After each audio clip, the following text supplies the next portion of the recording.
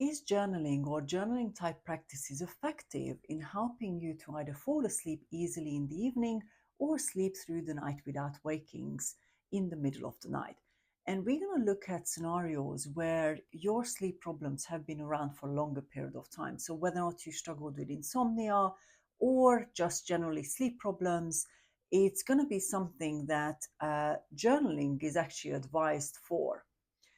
But in my practice, what I've seen is there are lots of different journaling practices, and they're not always applicable or helpful or even make an impact for clients. So in today's video and this Q&A style video, I'm going to talk about different things that I get asked about when it comes to journaling itself or these writing style practices.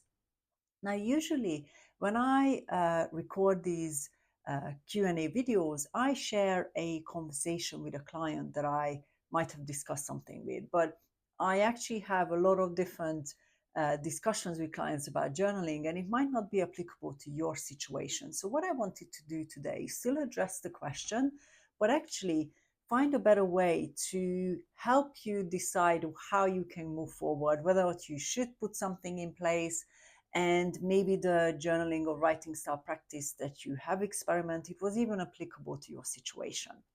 So that's how we're going to approach today's video. Now, if you've been part of my community already, then welcome back. Thank you so much for being part of the community I have and learning from me. And if you're brand new, let me quickly introduce myself. My name is Beatrix Schmidt. I'm a sleep coach, a professional speaker, and the creator of the Sleep Skills for Life program, which is very much my way of helping people like you who have tried a lot of different things, but it doesn't feel like you've actually managed to make enough progress to really overcome your long-term insomnia and sleep problems. I remember the time when I struggled with my insomnia and I endlessly tried things, but a lot of the things did not ever create results for me. So when you look at your sleep problems and insomnia problems, it's really important to look at personalizing things and making sure that whatever you do delivers the results that you would want to see and the changes you would want to see with your sleep. If you just put in place a number of things, but it has no impact or they have no impact on your sleep, then you're just probably experiencing things that are not even applicable to the problems that you have. So now that we talked about that, let's turn our attention back to journaling and journaling type practices. So one of the first things I talk about when a client asks me about journaling type of writing style practices is timing. Most of the time, if you've got longer term and quite complex or even severe sleep problems or insomnia problems, timing of any practice like this is really important. If you do journaling and any type of journaling practice too close to your nighttime, or if you do them in the middle of the night, often they are too late already. So if you're not able to fall asleep easily and you start being very mentally active close to your bedtime, often what it can lead to is it can actually wake you up. So it's not always about whether or not the journaling practice is effective, is that actually it might be too close to your bedtime. And if you do some sort of journaling in the middle of the night, often what that tends to do is just expand the time you're awake for. And it doesn't always mean that it's effective in bringing down whether or not these emotions or maybe thought patterns that you have. So look at the timings first. If you have either experimented with journaling too close to your bedtime or in the nighttime, my suggestion is do them way further away from your sleep. So I always say to clients, anything within the hour of you going to bed is probably going to be already too late. You don't want to tap back into those personality traits that either drive the busy mind or drive some of these emotions or concerns or worries or whatever you want to use the journaling for. So creating that space is a really good way to also measure whether or not they really truly are going to help you. The second thing to look at with journaling is it actually applicable to the things that you see rising up? So there are a couple of different things that I look at with journaling, and really one way to look at whether or not it's going to be effective for you is looking at what the root cause of your problems are. So let me give you a couple examples. If you're more of a thinker type, and there is absolutely nothing with being a thinker type, this is certain personality traits, this is who you are, um, that will mean that you often spend a lot of time in your head thinking, thoughts swirl around, and so on. A journaling practice that taps into that behavior and expands it often means that it will wake you up more, because it simply taps back into the personality trait that you have during the day anyway. So if the journaling practice is about writing a to-do list, or is about just literally spending a lot of time writing out what's swirling around in your head with no end, or not a time framed approach, or it's about maybe even picking a topic and finding a solution for that thing that you are thinking about.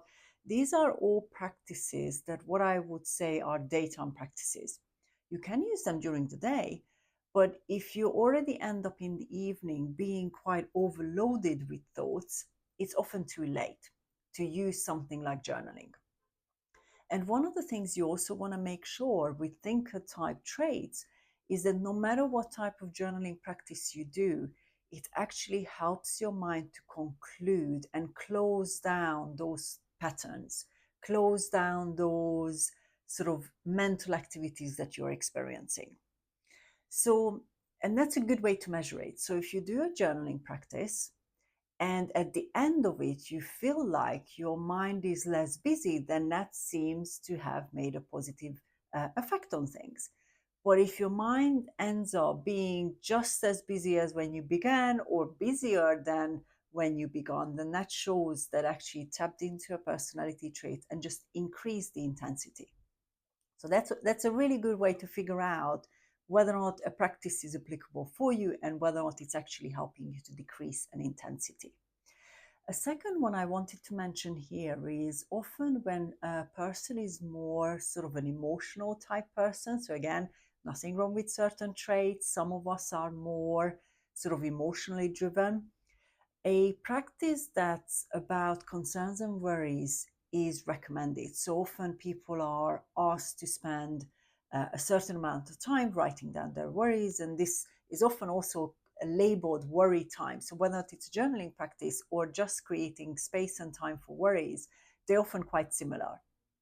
Now, again, one of the things to bear in mind is if you're already uh, worrying about something, and you then spend even more time worrying about something, it's not necessarily going to help you to decrease that emotion. So, worries, concerns, nervousness is a good sort of bunch of things that often journaling is recommended for. Now, there are ways to make journaling effective in these situations, but what you want to really look at is an appropriate practice for it.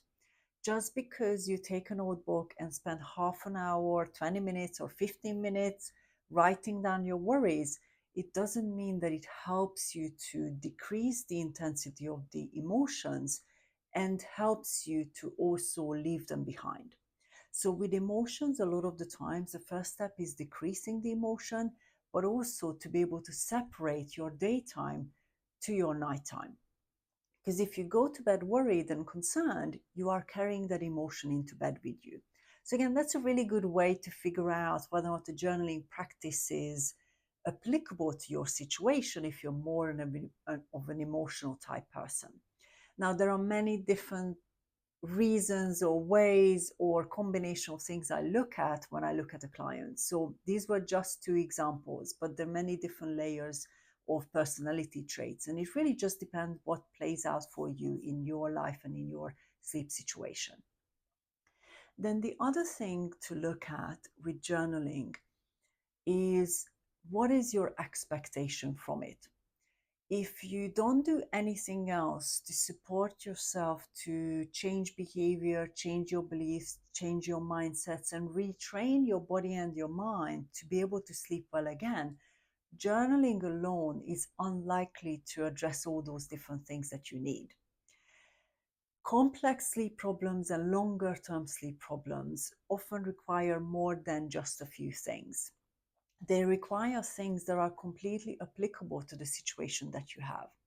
So, journaling alone is often not enough to address all those different things. It might be part of a plan, and I might suggest a client to do that, but we also got to respect the complexity of the problem and the complexity of the sleep situation. If you, let's say, have a very busy life and you're already pressured for time, and you have different things that play out closer to your evening, putting in place journaling that puts more pressure on the situation because you already have less time is not really going to be applicable to this expectation of what you want out of it. So, not only the timing, like I mentioned earlier, but also this expectation of what you're expecting as an outcome is really important. Don't just put in place journaling because you think that's the only thing you need, or you think that if you just do it, then it's going to have a direct impact straight away. Often with journaling practices, it's about how applicable they are, what the time frame is. Is it actually further away from your bedtime? Is it applicable to the type of emotions or the type of thoughts you have? And also, is it helping you to become more relaxed physically, emotionally, or mentally? So, this is where we want to decrease whatever is heightened. When your thoughts are busy, you're mentally less relaxed. When your emotions are high, you're emotionally less relaxed. So, therefore, the expectation from any practice you want to put in place is that you can actually decrease whatever's showing up for you. So I hope that today's video has answered some of your questions about journaling and which way you would want to even approach it, and if it is going to be effective for you. Journaling practices can be really effective, but only if they are applicable, only if they are actually personalized for you. So look at the way you actually either want to journal or that you have journaled in the past, and just review whether or not you feel that these things were aligning to whatever way you have experienced journaling or want to experience journaling. These three things will really help you to pick the appropriate tools or techniques so that you can have those changes in your sleep and you can improve and even overcome your long-term insomnia and sleep problems through putting in place whatever is needed for your situation.